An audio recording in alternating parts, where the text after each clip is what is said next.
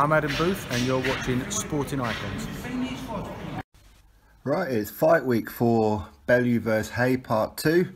It took a hell of a long time coming here, and I have to be honest, I was kind of like losing interest at one point because it just seemed ages away. Obviously with the postponement of the rematch, and it took a long time to agree the original, and I was kind of losing heart with it, to be honest. But anyway, we're nearly here. We have only 5 days to go until fight night, and I'm pretty sure Matchroom will be releasing the weekly schedule for this week, as in a final press conference, the weigh-in, all that kind of stuff, the open workouts, all that kind of thing.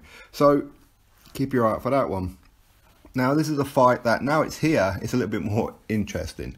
Now the build up to it hasn't been that great, I don't think. I think because David Haye just been keeping a low profile. Obviously Tony Bellew usually keeps a low profile when he's in camp anyway, so he's purely just putting his body through hell.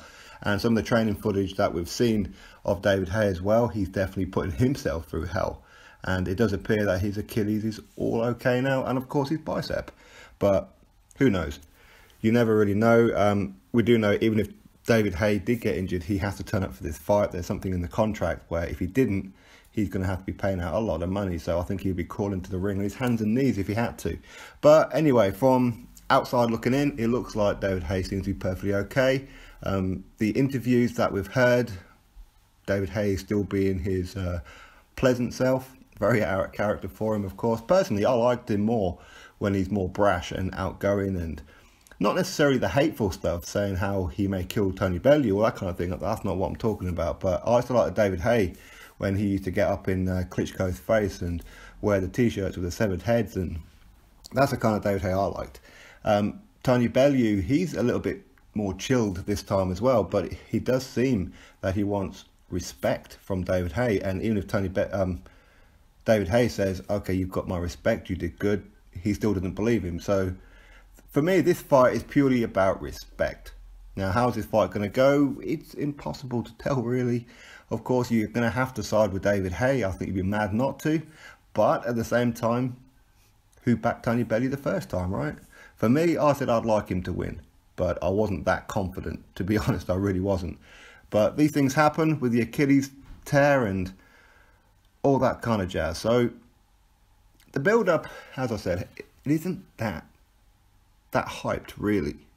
Or maybe it is, and other things have been overshadowing it. Obviously with the whole Wilder Joshua situation, Dillian Whyte potentially fighting Luis Ortiz is a massive talking point. Who Kell Brook's going to be talking about, and obviously on the other side, in the other stables, you've got like Billy Joe Saunders, you've got Tyson Fury come back. So maybe these things are kind of overshadowing this event to a point. But of course, a lot of people haven't been confident this fight's going to happen. People say, and are still convinced now, that maybe this fight won't happen. I believe it's probably sold out by now. I don't know that for a fact. I'm guessing, to be honest. But I mean, David Haye, he did put up a funny bit of bingo trivia, as you can see on the screen right now. Every time Tony Bellew speaks, one of these sentences comes out of his mouth. It's true, it does. I mean, you know, I don't have an issue with Tony Bellew. I don't particularly, well, if anything, I probably have more of an issue with David Haye, to be honest, because I felt like he was ripping us off with the whole Haymaker 2.0 comeback with Mark Demori and Arnold Jajai, and then skipped a world title fight in order to fight Bellew. I felt that he was ripping us off. So I'm probably more on side with Tony Bellew, to be fair. But as far as the fight goes, I have to be realist.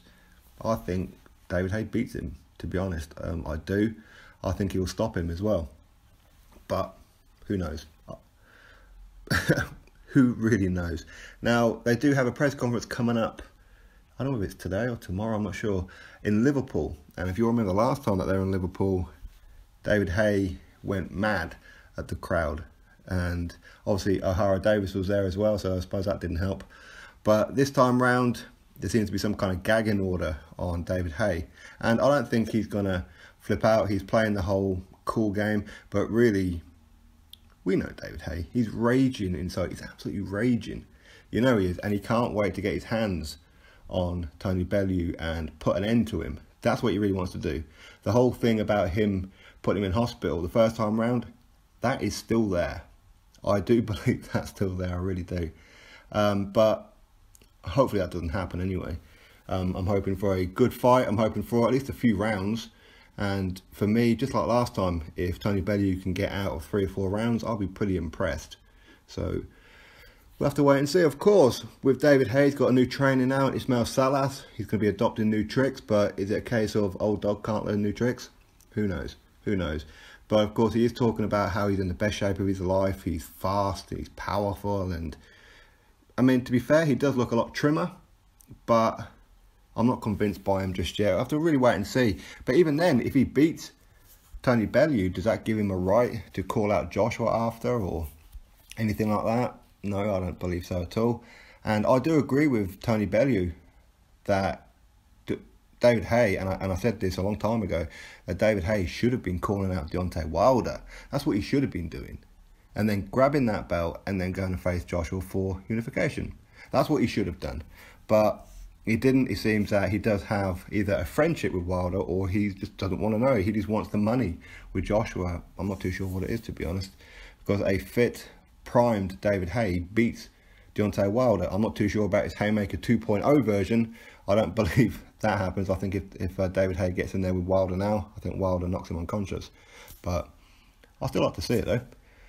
So here we are. Fight week at last. I'm sure things will get a little bit more interesting as the days go on, and there'll be a few talking points. A few of them guys will be giving out interviews. As you know, I'm pretty sure Tony Bellew will come out with some of the same stuff, and there's nothing wrong with it. To be fair, I mean, people laugh at him that he just wants to get home for his kids, but you know what? That's how it should be in reality, right?